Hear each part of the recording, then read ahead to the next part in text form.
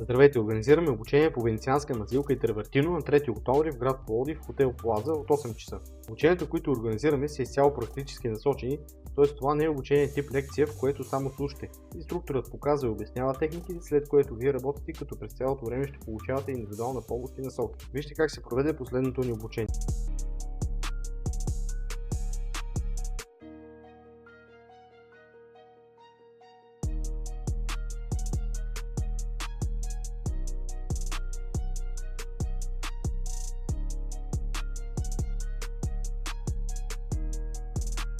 Ако вие искате да участвате и да научите как се полагат венецианска мазилка и тревертино, свържете се с нас за повече информация и записвания, докато все още има свободни места, тъй като групата ще бъде малка до 15 човека.